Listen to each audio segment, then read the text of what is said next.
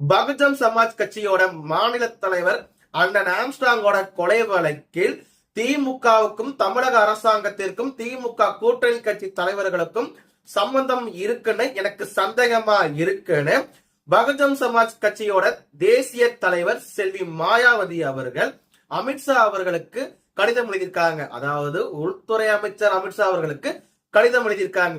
எதற்காக மாயாவதி அவர்களுக்கு சந்தேகம் வரணும்? ஏன்னா அண்ணன் ஆம்ஸ்ட்ராங்கோட கொலை வழக்கை சுப்ரீம் கோர்ட் எப்பயோ சிபிஐக்கு மாத்துங்கன்னு சொல்லியாச்சு. ஆனா தமிழக அரசோட வழக்கறிஞர்கள் சிபிஐக்கு மாற்ற விடாம மேல்முறையீடுன்னு போயிட்டு சிபிஐக்கு மாற்றுவதை காலதாமதம் பண்ணிக்கிட்டு இருக்காங்க. அதாவது லேட் பண்ணிக்கிட்டு இருக்காங்க தமிழக அரசோட வழக்கறிஞர்கள். இதனால எனக்கு சந்தேகமா இருக்குன்னு முதல் பாயிண்ட். அடுத்த பாயிண்ட் என்னன்னா, ஆம்ஸ்ட்ராங் அண்ணனோட கொலை வழக்கில சம்பந்தப்பட்ட திருவேங்கடம் எனக்கூடிய குற்றவாளிய தமிழக காவல்துறை கைது பண்ணதுக்கு அப்புறம் என்கவுண்டர்ல சுட்டு கொண்டிருக்காங்க. இது எனக்கு சந்தேகமாக இருக்கு. ஏன்னா தப்பிச்சு ஓடக்கூடிய நபருக்கு நீங்க என்கவுண்டர் போடலாம். நீங்க ஆல்ரெடி அரெஸ்ட் பண்ண நபரை எப்படி நீங்க என்கவுண்டர்ல பண்ணீங்கன்னா தமிழக அரசாங்கத்துக்கிட்டையும் தமிழக காவல்துறை கிட்டையும் கேட்கக்கூடிய கேள்வியாக இருக்கு. அடுத்து இன்னொரு குற்றவாளியாக இருக்கக்கூடிய நாகேந்திரன் அவர்கள் உடல்நல குறைவாக மரணம் அடைஞ்சாருன்னு சொன்னாலும் அவருக்கு உடல்நல குறைவுகள் இருந்துச்சு.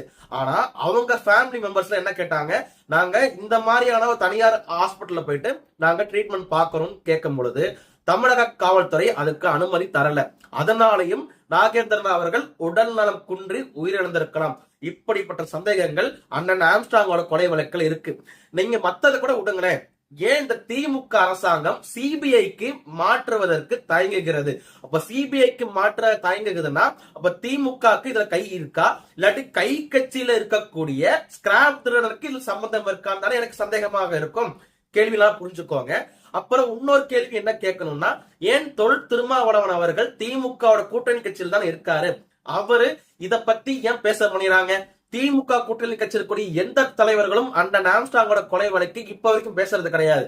இதுல இருந்து என்ன தெரியுது, திமுகக்கு நேரடியாகவோ மறைமுகமாகவோ சம்பந்தம் இருக்கலாம்னு தானே சொல்ல முடியும்.